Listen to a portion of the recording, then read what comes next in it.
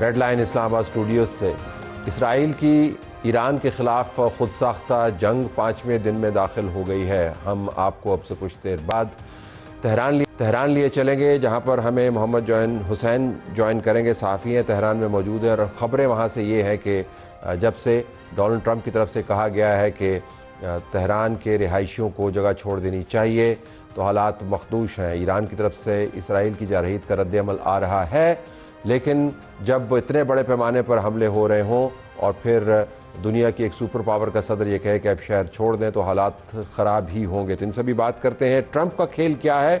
آج air force 1 پر کھڑے ہو کے اس نے واضح انداز سے کہہ دیا کہ میں نے ایران کو انگیج نہیں کرنا، ان کے پاس ٹیلی فون موجود ہے، اگر وہ چاہیں گے تو مجھ سے رابطہ کر لیں گے، ان کو ڈیل لے لینی چاہیے، لیکن اب وہ یہ جنگ نہیں جیت سکتے۔ اسرائیل کا جو رویہ ہے وہ نتن یاہو کی خون آشام پالیسی کے ساتھ جڑا ہوا ہے۔ نتن یاہو کا ماننا یہ ہے کہ وہ نیا مڈل ایسٹ بنا رہا ہے۔ نیا مڈل ایسٹ کس قسم کا ہے، اس کے اوپر ہم ڈاکٹر عادل ملک سے بات کریں گے، اور نئے مڈل ایسٹ کو ہم جو ساؤتھ ایشیا میں موجود ہیں کیا قریب سے دیکھیں یا دور سے دیکھیں۔ ڈاکٹر عادل ملک کا ماننا یہ ہے کہ نیا مڈل ایسٹ اب پاکستان کے بلوچستان کے بارڈر پر کھڑا ہے۔ ٹرمپ کے کھیل کے اوپر ہمیں ڈاکٹر عادل نجم جوائن کر رہے ہوں گے واشنگٹن سے۔ پاکستان کے لیے حالات کیا ہیں، سینیٹر شہری رحمان اس کے اوپر ہم سے بات کریں گی، اور پھر کیا ہندوستان اور پاکستان جیسی ڈیل ایران اور اسرائیل کے درمیان کروائی جا سکتی ہے۔ اسکاٹ کیلی ہمیں جوائن کریں گے امریکہ سے۔ اب میں آپ کو تہران لیے محمد حسین ہمیں جوائن کر رہے ہیں۔ محمد حسین بہت شکریہ، اگر آپ ہمیں پہلے بتا دیں کہ آپ اس وقت کہاں پر موجود ہیں اور ارد گرد کے حالات کیا ہیں۔ جی گو ہیڈ۔ میں تہران ڈسٹرکٹ 13 میں موجود ہوں، اور حالات یہاں پہ کافی لوگوں کے اندر غصہ ہے، اور ساتھ ہی ساتھ کافی لوگ پریشان بھی ہیں۔ اسرائیل نے یہاں پہ میکنگ آف دی سیویلینز کو نے شہید کیا، اس حوالے سے بھی آپ کی آواز رک گئی۔ ہم سمجھتے ہیں کہ اس وقت تمام کمیونیکیشن کے نیٹ ورکس جو ہیں وہ بہت ہی سٹریس میں ہیں۔ ہم چاہیں گے کہ دوبارہ آپ سے رابطہ ہو۔ جی جان، بیچ میں لائن کٹ گئی تھی، میں سمجھتا ہوں کہ وہاں پر جو کمیونیکیشن کا نیٹ ورک ہے بہت سٹریس میں ہے، تو آپ ذرا شہر کے حالات بتا رہے تھے۔ گو ہیڈ پلیز، کمپلیٹ کیجیے گا۔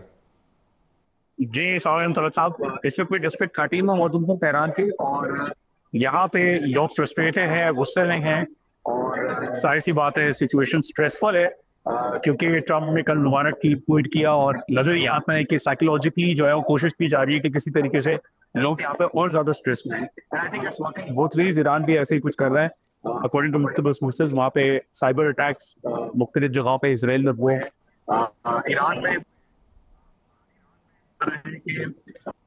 سچویشن ابو ایوریج سے جو ہے وہ یہاں پہ روڈس پہ یہاں پہ جو پیٹرول پمپس ہیں وہاں پہ رش نظر آ رہے ہیں مختلف جگہوں پہ، لیکن آپ سے کہ یہاں پہ کسی بھی طریقے کی اسٹاک پائلنگ یا پیڈنگ موڈ جس طریقے سے جنرل ہوتا ہے اس طریقے سے یہاں پہ ہو رہا ہے۔ آپ ہمیں ذرا دن اور رات ڈسکرائب کیجیے گا۔ تہران کے اندر سائرن بجتے ہیں، دھماکے ہوتے ہیں، پھر ٹی وی پر خبریں چلتی ہیں، ذرا دن اور رات ڈسکرائب کیجیے گا، کیا ہوتا ہے وہاں پہ، فیلنگ کیا ہے؟ جی دن میں ایز سچ کوئی فیلنگ اتنی زیادہ نہیں ہوتی، لیکن جائز اسٹریس رہتا ہے کہ اٹیکس ہو سکتا ہے، پیس اسٹرائک ہو سکتی ہے، ڈرون جو ہے وہ یوز ہو سکتا ہے کہیں پہ، اور رات کافی جگہوں پہ یہ نظر آتا ہے کہ ایرانی جو ایئر ڈیفینس سسٹم ہے وہ ایکٹیویٹ ہو جاتا ہے، کافی جو ہے زوردار طریقے سے جو ہے وہ بومس کی آواز آتی ہے، جب انٹرسیپشن سے ان کی آواز آتی ہیں۔ however جو امپیکٹس ہوتے ہیں جیسے کہ آپ کو پتہ ہے صبح جو ہے وہ امپیکٹس ہوئے، ڈسٹرکٹ 3 کے اندر ایک امپیکٹ ہوا، ڈسٹرکٹ 1 کے اندر ایک امپیکٹ ہوا، ڈریگ اسٹرائک سے علاج جا رہا ہے کہ یہ امپیکٹ ہے، اور لوگ ظاہر سی بات ہے دن اور رات دونوں اسٹریس ہوتے ہیں۔ دن میں however چیزیں نارمل زیادہ نظر آتی ہیں، رات کے راتوں کو گائیڈ لائنز بھی یہ کہ لائٹس اپنی چھتوں کی اور باہر گھروں کی جو لائٹس ہیں وہ کوشش کریں کہ آف رکھی، اگر آپ کو بڑی ایسی خطرہ محسوس ہو کہ کوئی اٹیک ہونے والا ہے تو گورنمنٹ میں گائیڈ لائنز دی گئی کہ کس طریقے سے اپنے آپ کو پروٹیکٹ کرنا ہے، اور یہاں تک بھی اس حوالے سے میں یہی کہوں گا کہ دن اور رات میں فرق زیادہ اتنا ہے کہ رات میں آپ کو جو ڈیفینسو ایکٹیویٹیز ہیں عراق کی وہ زیادہ نظر آتی ہے اسکائی لائن میں، کیونکہ وہ زیادہ ویزیبل ہوتی ہے۔ یہ فرمائیے گا کہ بالکل آخر میں، کیونکہ ظاہر ہے جس طرح میں نے کہا کہ جتنے مواصلاتی رابطے ہیں ان کے اندر بہت سی ڈسٹورشن ہے، آپ کی آڈیو میں بھی ڈسٹورشن ہے، لیکن آپ نے ہمیں جوائن کیا، یہ ہمارے لیے کافی ہے اور آپ کی باتیں ہمیں سمجھ بھی آ رہی ہیں. یہ بتائیے گا کہ اگلے 2-3 ہفتوں کو تہران کے جو رہائشی ہیں وہ کیسے دیکھتے ہیں؟ آپ کی دوستوں سے بات ہوتی ہوگی، نیبرہڈ کے اندر آپ موجود ہیں. So how do they project towards the future, کہ کیا ان کے خیال میں ماحول بن رہا ہے؟ دیکھیں، ایک چیز میں کانفیڈنس کے ساتھ کہہ سکتا ہوں کہ لوگوں کا جذبہ اور لوگوں کا سپورٹ گورنمنٹ کی طرف اور زیادہ ہو گیا ہے، اور لوگ جو ہیں وہ زیادہ ڈٹرمنڈ ہے. ایران ایسا ملک ہے جہاں پہ ظاہر آپ کو پتہ ہی ہے کہ کافی ٹائم سے یہ ایکسپیکٹڈ تھا کہ اسرائیل جو ہے وہ بہت جو ہے پروجیکٹ کر رہا تھا اس طریقے سے کہ وہ حملہ کر سکتا ہے، اور ایران یور کے تھرو گزرے ایرانی اور اپنی ریولیوشن کے تھرو گزرے. تو the people are very resilient here, اور کانفیڈنس لوگوں کو اور زیادہ ہے، لوگ اور زیادہ ڈٹرمن ہو گئے ہیں، لوگ اور زیادہ گورنمنٹ کے سپورٹ میں آ گئے ہیں. اور یہ کی جو وسیع جو والنٹری فورس ہے، یوتھ فورس جو ہے کہ ان کے اندر کہا جاتا ہے کہ ملٹیپل نمبرز ڈسکس کیے جاتے ہیں، 5 لاکھ سے لے کر 15 سے 16 لاکھ تک جو ان کے والنٹیئر فورس ہے وہ بھی ایکٹیویٹ ہو گئی ہے. ڈفرینٹ ایریاز پہ ڈفرینٹ بورڈز پہ پیٹرولنگ کر رہی ہے، چیک کر رہی ہے، تھریٹس کو اسیس کر رہی ہے، انٹرسپٹ کر رہی ہے. تو لوگوں کا جذبہ اور زیادہ بڑھ گیا ہے، اور جو آئی تھنک اسرائیل کی کوشش تھی ایران کے اندر کرنے کی وہ ناکام رہی ہے. محمد جون حسین، بہت شکریہ آپ نے ہمیں جوائن کیا اور اطلاعات اور اپنے ویو سے ہمیں اور دوسروں کو آگاہ کرتے رہیے. ناظرین، آپ نے سنا کہ وہاں پہ حالات کیا ہیں. جو عمومی تاثر ہے اس سے برعکس بتایا گیا کہ کیاس نہیں ہے، ٹینشن ہے، ایگریشن ہے، غصہ ہے، لیکن یہ نہیں ہے کہ لوگ بھاگے پھر رہے ہیں، اور منظم انداز سے اس غصے کا اظہار بھی کر رہے ہیں اور منظم انداز سے اس مشکل مرحلے سے نکلنے کی بھی کوشش کر رہے ہیں. لیکن اگلے دنوں میں یہ حالات مزید خطرناک ہو سکتے ہیں. ہم آپ کو واشنگٹن لیے چلتے ہیں کہ ٹرمپ کا کھیل سارا کیا ہے. آج ایئر فورس 1 کے اندر کھڑے ہو کے مسکراتے ہوئے انٹرویو دیا اور کہا کہ ایران کے پاس فون موجود ہے، مجھے فون کر لے تو ہم دیکھیں گے کہ کیا ہو سکتا ہے. رول آؤٹ نہیں کیا کہ ان کے جو دایاں بازو ہیں وائس پریزیڈنٹ سمیت کیا وہ ایران سے گفت و شنید کریں گے یا نہیں کریں گے، لیکن یہ لگا کہ جیسے مکمل طور پر مطمئن ہے. ڈاکٹر عادل نجم ماہر بین الاقوامی امور اور بوسٹن یونیورسٹی کے اندر پروفیسر ہیں، dean of international relations at this university. Doctor صاحب بہت شکریہ. جب آپ یہ سنتے ہیں امریکی صدر کی طرف سے کہ جی میں تو لوگوں کی جانیں بچانا چاہتا ہوں، یہ تو اب ایران کو کرنا ہے فون مجھے، تو آپ اس کی کیا تشریح کرتے ہیں؟ بہت شکریہ طلعت. ڈونلڈ ٹرمپ کی تشریح کرنا جو ہے نہ آسان کام ہے اور نہ میرے خیال میں کوئی اچھا کام ہے، کیونکہ ہو نہیں سکتی. میں یہ مذاق نہیں کر رہا، میں سیریس بات کر رہا ہوں. اور آپ نے لفظ کیا کیوس جو ہے ان سم ویز ڈونلڈ ٹرمپ کی پریفرڈ اسٹریٹجی ہے. میں سیریس انالیسس کر رہا ہوں کہ کیوس اسٹریٹجی اس طرح ہے کہ دوسرے کو جو ہے آن دیئر ٹوز رکھو. تو میرے پاس خبر نہیں ہے، لیکن مجھے شک یہ ہے کہ جب وہ G7 کی میٹنگ سے اٹھے تو اس لیے نہیں اٹھے کہ ان کے پاس کوئی بڑی ڈیفائنڈ قسم کا پلان تھا کہ میں نے واشنگٹن جا کے ایران کے بارے میں یہ کرنا ہے. آئی تھنک وہ میٹنگ سے بور ہو گئے تھے اور نکلتے نکلتے انہوں نے جو ہے ایک طرح سے ایک اور پریشر ٹیکٹک کی طرح سے اس قسم کی بات کر دی. He believes that thing. لیکن ایسا نہیں ہے کہ سم ڈیفائنڈ اسٹریٹجی ان کے ذہن میں ہے جس کو ہم اندازہ لگا لیں گے. So the game is still afoot in that sense. And Donald Trump جو ہیں ان کا ایک طرح سے اس طرح واضح آ جانا، آپ دیکھیں کہ مارکو روبیو شروع سے کوشش کر رہے تھے کہ پردہ ڈالے رکھیں، جو عموماً ہوتا تھا امریکہ کی طرف سے کہ جی ہم جو ہیں ہم میڈیٹ کرنے کو بھی تیار ہیں، ہم اس کی پارٹی نہیں ہیں. لیکن ڈونلڈ ٹرمپ اب اتنی کھل کے اس کی پارٹی آ چکے ہیں، اور وہ ابھی تک ان سم ویز اپنی وہ جو ڈیل ہے اس کو سولیڈیفائی کرنے کی کوشش کر رہے ہیں کہ ان سم ویز آئی وڈ سے کہ partly he is at odds with Netanyahu. Nitin probably جو نئے مڈل ایسٹ کی آپ بھی بات کریں گے، عدیل بھی کریں گے، ان کا وہ اس قسم کا ہدف ہے. ڈونلڈ ٹرمپ کا ہدف از مچ مور امیجیٹ، مچ مور پرسنل، مچ مور ڈومیسٹک پاور. اور آخری میں گزارش اس میں یہ کروں گا کہ میرے لیے یہ بڑی حیرت انگیز بات رہی ہے پچھلے کچھ ہفتوں میں کہ جو ایک بالکل مستحکم قسم کا ویو ہوتا تھا جنرلی امریکہ میں، امریکہ کے ہر طبقے میں اسرائیل کے بارے میں، اس میں ہمیں دراڑ پڑنی نظر آئی ہے. دراڑ کا مطلب یہ نہیں ہے کہ وہ تبدیل ہو گیا اور بڑے لوگ پرو ایران ہو گئے، ایسا بالکل نہیں ہے. لیکن کیونکہ جو غزہ میں ہوتی رہی ہے قیامت، کیونکہ جو ہپوکریسی بالکل نظر آ رہی ہے خصوصاً نوجوانوں کو، اور خصوصاً جو ٹرمپ کا ایک بیس ہے اس کو، اس کی وجہ سے امریکن سیاست میں بھی ایک تبدیلی ہلکی سی آنی شروع ہوئی ہے. And I think Donald Trump will be much more focused on that than simply کہ عالمی سطح پہ کیا ہوگا. آپ نے بڑی دلچسپ بات کی. مجھے بھی بڑی حیرانی ہوئی جب میں نے ڈونلڈ ٹرمپ کا انٹرویو ایئر فورس ون میں سنا، اور یہ کوئی اچھی طبیعت کو خوش کرنے والی صورتحال نہیں ہوتی جب آپ کو ٹرمپ کو سننا پڑتا ہے، لیکن ظاہر ہے اب وہ امریکہ کا صدر ہے اور اس کے پالیسی کے اثرات مرتب ہوتے ہیں، سننا پڑتا ہے. تو میرا اپنا خیال تھا کہ جب جس وجہ سے وہ G7 کے سمٹ میں سے نکلا اور میکرون کی سبکی کرتا ہوا نکلا، اس کے بعد کچھ وہ بڑی بات کرے گا، لیکن اس میں بہت آئیں بائیں شائیں تھیں. But leaving it where it is, یہ جو ڈونلڈ ٹرمپ کا نتن یاہو کے ساتھ ایک تعلق بن گیا ہے، اور چاہے نہ چاہے بیچ میں کتنی دراڑ ہے، کتنی آپس میں ان کی ملاقات ہے، ایک امیج یہی ہے کہ یہ دونوں مل کے کھیل رہے ہیں. اس کے اثرات کیا مرتب ہوں گے؟ کیونکہ امریکہ ایک ساتھ ٹریڈ بھی کرنا چاہتا ہے، اس سے پہلے مشرق وسطیٰ کے اندر دھوم دھڑکے کے ساتھ اتنے دورے بھی کر کے آئے، وہاں پر میزبانی بھی کروائی اپنی اور نخرے بھی اٹھوائے، اور اسی خطے کے اندر اب اتنی بڑی خون کی نگری جو ہے وہ بنائی جا رہی ہے اور خون بہہ رہا ہے، جس کی ذمہ داری ان دونوں پر پڑتی ہے. تو وہاں کی پاپولیشن، وہاں کی حکومتیں اس ڈونلڈ ٹرمپ کو کیسے دیکھیں گی؟ I think that's a brilliant question. I mean, دیکھیں ڈونلڈ ٹرمپ اگین اسٹریٹجکلی، میں یہ بالکل اس میں حد تک میں نہیں کہہ رہا، وہ ہی پلیز ان دا مومنٹ. ان کی ہر جو موو ہے وہ اس مومنٹ میں ہے، وہ ان کو زیادہ فکر نہیں ہے کہ اس کا آگے کیا اثر پڑے گا. لیکن جو ہو رہا ہے اس کا تو آگے اثر یقیناً پڑے گا نا. سعودی عربیہ بھی اس کو دیکھ رہا ہوگا، جارڈن جو ایک طرح سے خود حریف بن گیا ہے وہ بھی اس کو دیکھ رہا ہوگا، لبنان بھی دیکھ رہا ہوگا، کہ وہ یہ بھی سوچ رہے ہوں گے کہ اچھا اگر رجیم چینج آئی جاتی ہے ایران میں، جو شاید ہم بھی کبھی چاہتے تھے، تو وہ رجیم چینج کا مطلب کیا ہوگا، اس کے بعد کیا ہوگا. سو یہ ساری چیزیں جو ہیں اہم ہیں. آپ نے جو G7 کی، صرف میں اگر ایک چھوٹی سی بات کر دوں، خبر یہ بھی ہے کہ G7 کا کیا بنے گا.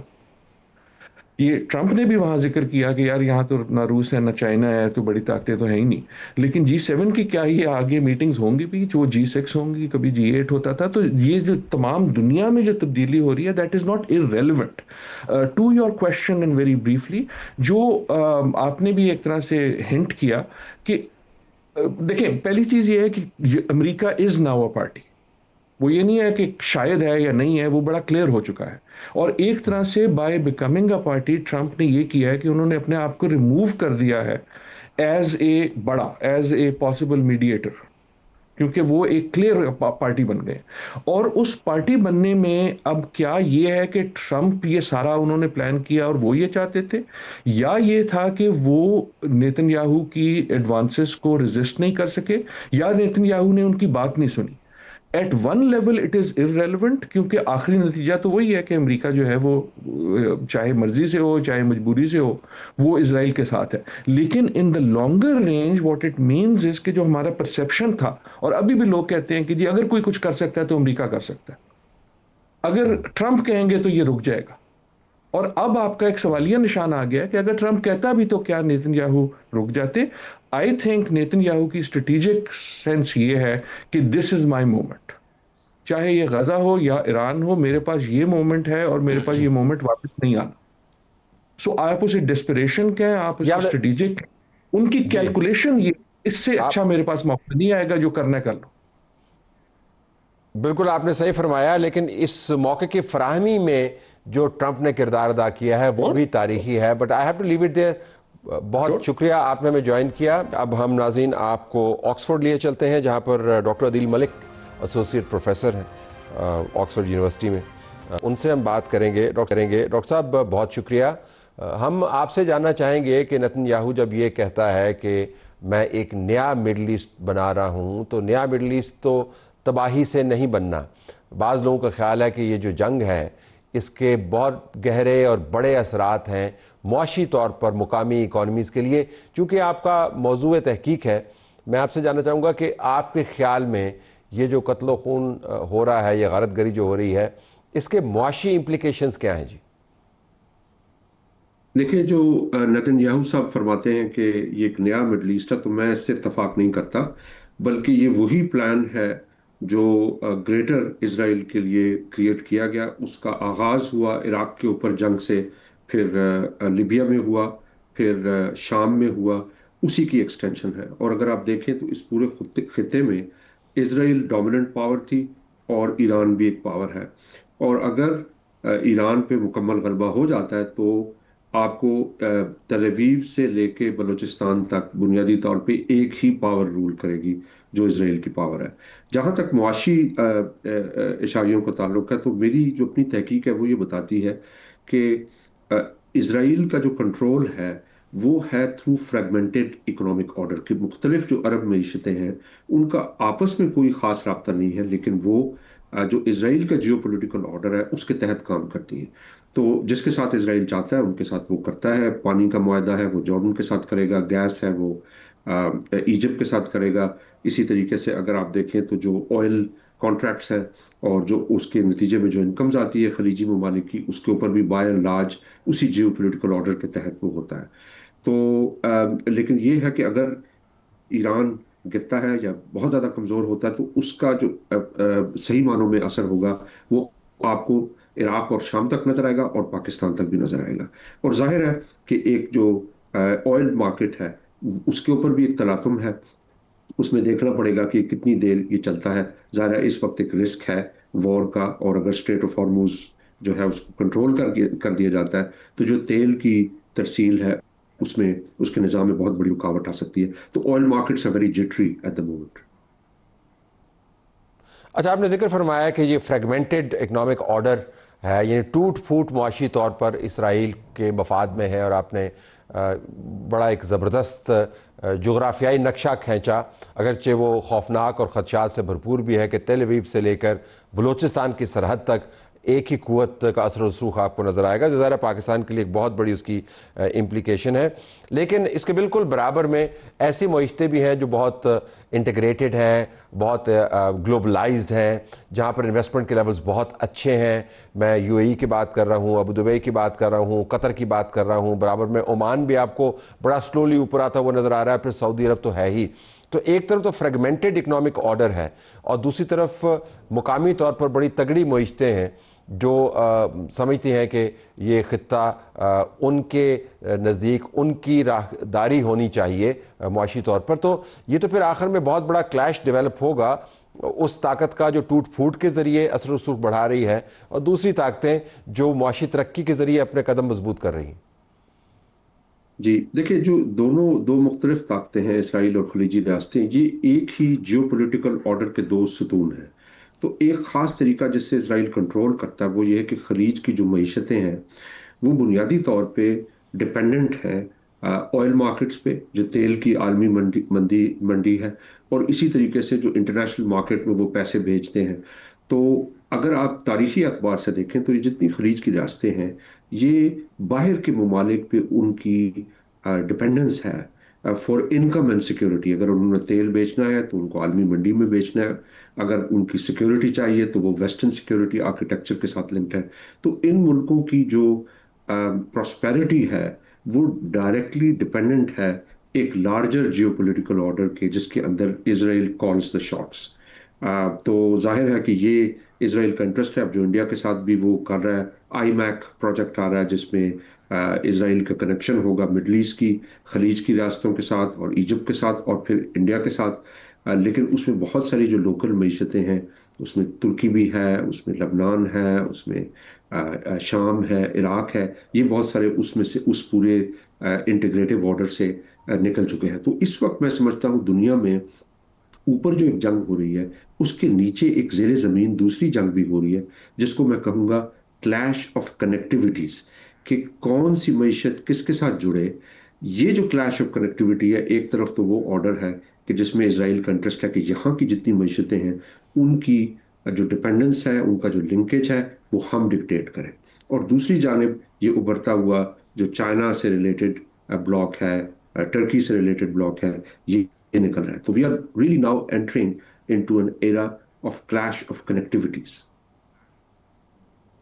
بالکل آخر میں اگر میں اس کو عام الفاظ میں اس کی سمری آپ نے جو بڑی بہترین باتیں کی کر پاؤں کہ ایک طرف سے وحشت اور دہشت کی راہداری کریٹ کی جا رہی ہے، دوسری طرف سے معاشی استحکام کی راہداری کریٹ کی جا رہی ہے، تو میں آپ سے پوچھنے ہی والا تھا کہ یہ راہداریاں جہاں سے گزر رہی ہیں وہاں پر تو بڑے انٹرسٹ ہیں، چین کے بھی اپنے انٹرسٹ ہیں، روس بھی برابر میں بیٹھا ہوا، تو کوئکلی آپ کے خیال میں یہ دونوں جو بڑی پاورز ہیں یہ کس طرح اس تمام نقشے پر اثر انداز ہو سکتی ہیں؟ دیکھیں یہ دونوں روس اور چین بہت احتیاط سے دیکھ رہی ہیں اس وقت جو مڈل ایسٹ میں ہو رہا ہے، کیونکہ دونوں کی خاص طور پہ چین کی گروئنگ انویسٹمنٹ ہے گلف سٹیٹس میں بھی. تو بظاہر آپ کو یہ ایران اور اسرائیل کا ایک کلیش نظر آ رہا ہے، لیکن اس کے نیچے جو سٹیکس ہیں وہ اس میں چائنا اور رشیا بھی ہے. اور اس کی وجہ یہ ہے کہ جب ہم اکثر کہتے ہیں مشرق وسطیٰ اور پھر ہم اس کو ڈفرینشیٹ کرتے ہیں ویسٹ ایشیا سے، یا جس کو امریکی کہتے ہیں نیئر ایسٹ. اب جو ایران میں ہو رہا ہے اس سے یہ جو باؤنڈری ہے، یہ جو فرق ہے between Middle East and Western Asia, وہ ختم ہوتا چلا جا رہا ہے. اور اس کی بہت گہری امپلیکیشنز ہیں پاکستان کے اوپر بھی، کیونکہ ہم اکثر مڈل ایسٹ کو دیکھتے تھے صرف خلیج ممالک کے زاویے سے، اور وہ ہمارے دوست ہیں، ہم ان کے تھرو اپنے انٹرسٹ پروٹیکٹ کرتے ہیں، ٹرکی کے تھرو کرتے ہیں. لیکن اب بات ہمارے بارڈر کے اوپر آ گئی ہے، اور اس کی بہت لانگ رن امپلیکیشنز ہیں. ہم چاہیں یا نہ چاہیں، اب جو مشرق وسطیٰ کی سیاست ہے اس کا ڈائریکٹ، یعنی بالکل ڈائریکٹ جو امپیکٹ ہے وہ پاکستان کی اکانومی پہ، پالیٹکس پہ، فارن پالیسی اور نیشنل سیکیورٹی کے اوپر ہوگا. تو ہمیں بڑے سوچ سمجھ کے چلنا ہے، خاص طور پر جو بلوچستان ہے اس کو ہمیں سب سے پہلے سٹیبلائز کرنا چاہیے. اس میں اچھا ہے کہ ہم بی ایل اے اور ان فورسز کو بھی فائٹ کر رہے ہیں جو ان کو باہر والے لوگ سپورٹ کر رہے ہیں. انٹرنل پولیٹیکل سیٹلمنٹ کرنی چاہیے اس سے پہلے کہ یہ جو خطے کی سیاست ہے وہ بہت تیزی کے ساتھ بدلے. ظاہر ہے کہ اب ایران سے بہت زیادہ سارا اسمگل شدہ تیل بھی ہمارے ملک میں آتا ہے، اس کا بھی جی ہمارا جی معیشت جی جی. تعلق ہے. ہمیں کنیکٹڈ رہنا پڑے گا، غور سے دیکھنا پڑے گا جو بھی ہو رہا ہے مشرق وسطیٰ میں. آپ کا بہت شکریہ ڈاکٹر عدیل ملک آکسفورڈ سے ہمیں بتا رہے تھے کہ جب آپ ذرا زوم آؤٹ کرتے ہیں اس تمام معاملے سے تو آپ کو نظر آتا ہے کہ حالات کس طرف جا رہے ہیں، اور حالات واقعتاً درست اور اچھے نہیں ہیں. ہم بریک بعد واپس آئیں گے تو ان حالات کا ایک زاویہ سیاسی طور پر دیکھیں گے، پاکستان کے لیے امپلیکیشنز کیا ہیں. ہمارے پاس سینیٹر شہری رحمان صاحبہ موجود ہوں گے.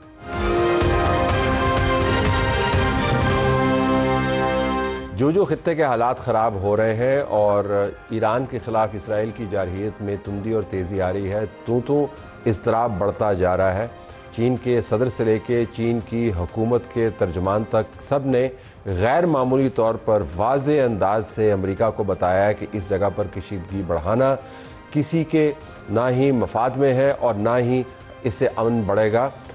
پریزیڈنٹ شی کے جو بیان ہے اس کے اندر تو تاریخ کے حوالے بھی دیے گئے ہیں، جس میں کہا گیا ہے کہ آپ نے فرانس کا انجام دیکھا، آپ نے برطانیہ کا انجام دیکھا، جس امپائر نے یہ سمجھا کہ وہ ناقابل تسخیر ہے اور لوگوں کی احترام اور ان کی جو عزت ہے وہ کھو دی ان کی نظروں میں، اس نے منہ کی کھائی. امریکہ کے ساتھ بھی یہی ہو سکتا ہے. ہم اس خطے کی کشیدگی کے حوالے سے پاکستان کے اوپر کیا امپلیکیشنز ہے اس کی بھی بات کرنا چاہیں گے. ہمارے پاس سینیٹر شہری رحمان صاحبہ موجود ہیں، نائب صدر پاکستان پیپلز پارٹی کی، سابق سفیر برائے امریکہ، اور ایک طویل اور تھکا دینے والے لیکن بڑے پروڈکٹیو دورے سے واپس آئی ہیں. سینیٹر صاحبہ بہت شکریہ. میں پہلے تو آپ سے جاننا چاہوں گا کہ واپس جب آپ گئی تھیں اس جگہ سے، آپ کا وفد، اس وقت حالات کچھ اور تھے. جب آپ واپس آئی ہیں تو اس کے اندر ڈراسٹک اور اسٹریٹجک چینجز آئی ہیں. میں آپ کے بیانات دیکھ رہا ہوں جو آپ ٹویٹ بھی کر رہی ہیں. پاکستان کے لیے اگر ہم امپلیکیشنز پر بات کریں تو آپ کی نظر میں پاکستان کے لیے اس کی امپلیکیشنز کیا ہیں، کنسیڈرنگ کہ اب تہران کے اندر حالات کیسے بنے ہیں اور ٹرمپ کہہ رہا ہے کہ آپ تہران کو چھوڑ دیں اور ایک کیوس نیکسٹ لیول پر جاتے ہوئے نظر آ رہا ہے.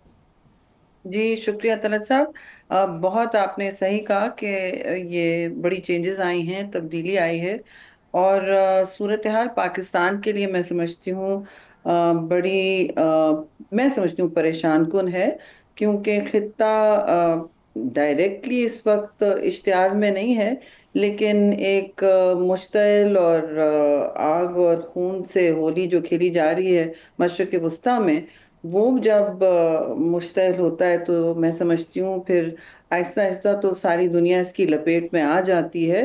یہ بڑا ایک وائٹل چوک پوائنٹ ہے تیل کی برآمدات وغیرہ کے لیے اور ٹریڈ کے لیے. لیکن ویسے بھی یہ ہمیشہ ایک طاقت کا محور رہا ہے اور اس کی توجہ رہی ہے. ساری دنیا کی توجہ اس خطے پر ہمیشہ مبذول رہتی ہے. ہمارا تو ایران سے بارڈر ملتا ہے تو ظاہر ہے خطرہ ضرور میں سمجھتی ہوں ہم سب دیکھ رہے ہیں کہ یہ ایک ایسی جنگ ہے جو داغی گئی ہے. دیکھیے جس طرح پاکستان پر میسائلز داغے گئے ہندوستان سے بغیر کسی اشتعال کے بغیر پرووکیشن کے، اسی طرح وہاں ہوا ہے. اسرائیل نے حملہ کر دیا. اب بظاہر وہ کچھ کہتے ہیں لیکن سب کو پتا ہے ایمز کچھ اور ہیں، چاہے وہ ریجیم چینج کہہ لیں چاہے وہ نیوکلیئر ڈیوائس کو ہٹانا کہہ لیں. دونوں میں سمجھتی ہوں ایمز ہیں کیونکہ ان کو برداشت نہیں ہوتا کہ اسرائیل کے علاوہ کوئی وہاں نیوکلیئر پاور ہو اس ڈائریکٹ ریجن میں اور جو ان کو چیلنج بھی کرے. تو پاور ہونا ایک چیز ہے، پھر ان کو چیلنج بھی کر رہے ہیں. تو یہ ایک میں سمجھتی ہوں کوئی خطرے سے خالی بات نہیں ہے. اگر یہ جنگ پھیلتی چلی گئی یا طویل ہوتی گئی تو اس کو محدود یا لمیٹڈ رکھنا بڑا مشکل ہو جائے گا جی سب کے لیے. اور اس وقت امریکہ کا رد عمل کبھی تیز ہوتا ہے، کبھی اسرائیل کا وہ کہتے ہیں کہ ہمیں نہیں پتا اس کا، یہ اسرائیل اپنی طرف سے کر رہا ہے، پھر کہا جاتا ہے کہ نہیں ہم جانتے ہیں. تو ان کا اگر امن کی طرف رجحان جائے اور وہ کچھ ثالثی کریں تو سب کے لیے بہتری ہوگی. ایک ٹویٹ تو پریزیڈنٹ ٹرمپ کا تھا جس میں انہوں نے کہا کہ انہوں نے پاکستان انڈیا میں ثالثی کی اور وہ ادھر بھی ضرور کر کے دیں گے اور ان کو کریڈٹ نہیں ملتا لیکن وہ کرتے رہیں گے. آپ نے وہ بھی آپ کی نظروں سے گزرا ہوگا. لیکن ہر قسم کی خبر نکل رہی ہے اور تیز بھی ہوتی جا رہی ہے.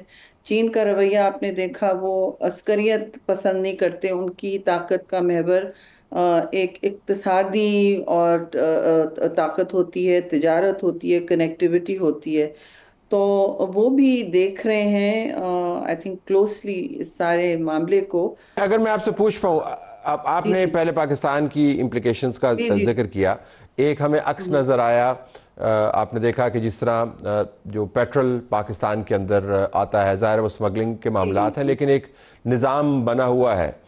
وہ نظام ڈسرپٹ ہوا، بارڈر بند ہوئے اور ہم نے دیکھا کہ بلوچستان کے جو دارالخلافہ ہیں، بڑے شہر ہیں، ان کے اندر پیٹرول کی شدید کمی ہوئی اور ہزاروں گاڑیاں پھنس گئیں.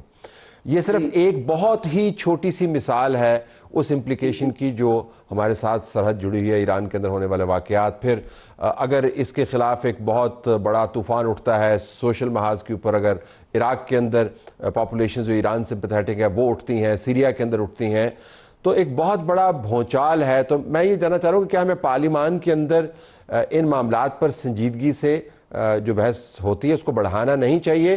کیونکہ یہ تو رکے گا نہیں. ٹھیک ہے عسکریت نہیں چاہیے لیکن اس جی وقت جی صرف ایک ہی کام ہو رہا ہے اور وہ ہے تباہی. جی جی جی تو آپ حقیقت کی بات کر رہے ہیں مطلب جی بالکل. تو پارلیمان اس وقت آپ دیکھ رہے ہیں بجٹ میں مصروف ہے. پاکستان اپنی بجٹ کو بہت سیریسلی لیتا ہے جی، اور پاکستان کا پارلیمنٹ بھی اسے سیریسلی لیتا ہے. بہت اونچ نیچ ہوتی ہے اجلاسوں میں، دونوں فائنانس کمیٹیز بھی متحرک رہتی ہیں دونوں ہاؤسز کی. سینٹ نے 14 دن میں ریکمنڈیشنز پیش کرنے ہوتے ہیں اور 19 تک کر دیں گے. یہ ایک آئینی رول ہے تو اس کو آگے ہم نے بڑھانا ہوتا ہے. یہ اس وقت ظاہر ہے ملک اور ملک کے نمائندے اپنا پہلا کام کر رہے ہیں جو میں سمجھتی ہوں عوام کے بھی مسائل ہیں بہت انفلیشنری اور دوسرے بھی. اور آپ نے پیٹرول کی بات کی تو بالکل ضرور یہ بات ہوگی، لیکن اس وقت بجٹ پر فوکس رہے گا پاکستان کا. دونوں ہاؤسز نے ریزولوشنز قراردادیں پاس کی ہیں جی. پہلے فلسطین کے بارے میں بار بار کرتے رہے ہیں کیونکہ یہ ایک آن جی گوئنگ مسئلہ ہے اور بہت ہی سنگین ہے، وہاں تو نسل کشی جاری ہے. یہ والا جو ہے ایران کا نیا، اس پر بھی دونوں ہاؤسز نے یکجہتی کا اظہار مکمل کیا ہے اور میں سمجھتی ہوں یہ سب اس پر کڑی نظر رکھیں گے. آپ جس طرح مجھے یاد دلا رہے ہیں کہ حقیقت تو یہ ہے، ہم چاہتے کچھ ہے اور ہوتا کچھ اور ہے. تو دیکھیے سب کے کنٹرول میں یہ چیزیں نہیں ہوتی، لیکن ہر ملک کو اپنی اپنی پالیسی دینی ہوتی ہے، اپنی اپنی جو بھی مفاد ہیں اس کا تحفظ ضرور کرنا ہوتا ہے۔ اور میں یہ ضرور کہوں گی، کیونکہ میں اس طویل ٹور سے آئی ہوں جی، تو وہاں تو ہم نے بہت بھرپور پاکستان کا مقدمہ چیئرمین بلاول نے لڑا۔ سینیٹر صاحب I have to interrupt. I'm very sorry. I have to interrupt.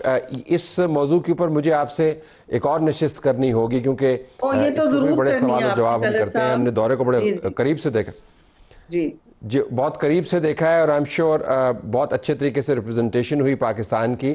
اب جو چیلنجز ہے بہرحال ہندوستان سے بھی نپٹنا ہے، افغانستان کی غیر یقینی صورتحال ہے، ایران ہندوستان کے اندر جنگ ہو رہی ہے، بالکل جڑا ہوا ہے جی، ہاں اسٹریٹجکلی۔ جی بالکل جڑا ہوا، وہ ایک اور بڑا اہم ایشو ہے، اور ہم اس کے اندر سملیرٹی تلاش کریں گے کہ جو اسرائیل کر رہا ہے کیا وہ ہندوستان نے کرنے کی کوشش کی ہے نہیں کی۔ It's another but thank you very much for being with us۔ ناظرین، سینیٹر شہری رحمان صاحب ہمیں بتا رہی تھی کہ پاکستان کے لیے اس تمام معاملے کی امپلیکیشنز کیا ہیں۔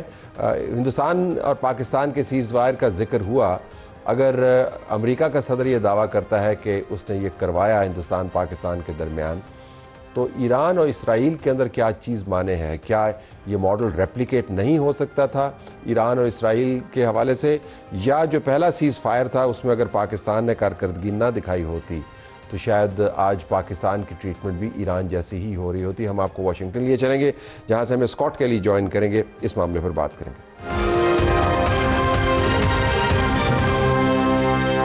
امریکہ میں موڈ کیا ہے؟ ہم آپ کو امریکہ لیے چلتے ہیں دوبارہ۔ اسکاٹ کیلی ہمیں جوائن کر رہے ہیں، انہوں نے بہت سے امریکہ کے جو تھنک ٹینکس ان کے ساتھ کام کیا ہوا ہے، retired U S Army Special Forces کے آفیسر ہیں جن کا تجربہ ہے افغانستان اور افریقہ میں۔ Mr Scott Kelly, thank you very much for being with us. Now I really want to ask you about the India-Pakistan ceasefire that Donald Trump has claimed at least 13 times, no less, to be underpinned by his efforts. Can we see something like that happen between Iran and Israel, again pushed by the US president? It's theoretically possible, but I don't think it's very likely.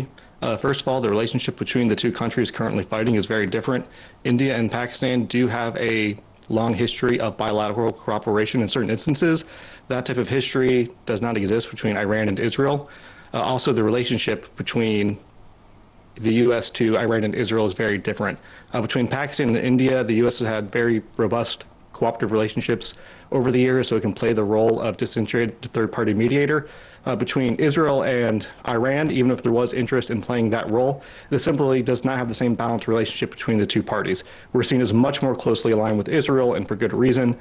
So the odds of the U.S. being able to be a third-party peace broker in the same way that it was with India and Pakistan, not very likely. I can't see Iran signing up for that.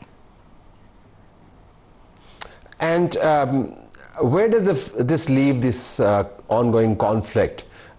US cannot mediate because it is not trusted by Iran to be an honest and neutral mediator. The UN Security Council is hamstrung as always. Russia and China are talking sense from peace point of view, but from a distance. Where does it go from here? Well, the most likely outcome is that both Israel and Iran eventually both run out of the weapons they need to conduct these long-range strikes against each other. Israel is likely to try to pull the U.S. into a more direct role on the ground against Iran, something which is not very popular inside the United States right now, but we'll see how much pull they have in Washington, D.C. So that is the most likely outcome. This just goes on until Iran runs out of missiles, Israel runs out of weapons that they can respond with, and the U.S. finally makes it clear that they're not going to intervene on the ground on behalf of Israel. And then we just go back into the same terrible situation between the two countries that we've seen for decades now. I wish I had better news. You also mentioned, it doesn't look very sanguine and hopeful, but you mentioned Iran and Israel both running out of weapons. The general perception in Pakistan is that Israel's supply chains are infinite. So the U.S. it definitely has a history of backstopping Israel's weapons stockpiles with everything that they ask for. But the war in Ukraine has gone on long enough, and the war in Gaza has gone on long enough, that we actually do see the U.S. running out of stockpiles of key missile systems that would be required to carry on these type of long-range strikes and support Israel's air defense system. So although the perception is that the supply chain is infinite, I would caveat that with saying that there is a lot of robust support for continuing to supply Israel with everything they request from the United States. Our Congress has backed that for years. However, there are practical limitations with how many weapon systems the U.S. can produce, and we've seen the stockpiles of those weapon systems drop dramatically. So despite the perception and despite what Israel would like to believe, the United States cannot produce these high-end weapons infinitely. And what about Iran's supply chain? Well, Iran has shown a remarkable resilience in being able to produce ballistic missile systems, about 50 a month, current estimates show. They will eventually run out of the materials they need to produce those weapon systems, and it's a simple math equation. They're expending more ballistic missiles than they're producing. So eventually that stockpile will draw down to a point where they're no longer able to use them to threaten Israel. And towards the very end, just in 20-30 seconds, if it is possible, how do you see India-Pakistan ceasefire holding up? Well, so far, there have been cross-border skirmishes, but both sides appear to be committed to holding on to that peace agreement. I don't think either side is interested in annoying President Trump, who has taken a lot of credit, as you mentioned, for the success of that peace deal. And so there doesn't appear to be, other than internal nationalist rhetoric, a push from either side to escalate things further. The current status of the Indus Valley Water Treaty is a significant outlier in that, but there does seem to be a path forward to maintaining the current ceasefire. Mr. Scott, thank you very much for bringing your onto the table and sharing them with our viewers. Be well. नाज़रीन, हमारी तरफ से यही कुछ, इजाज़त चाहते हैं. अल्लाह हाफ़िज़.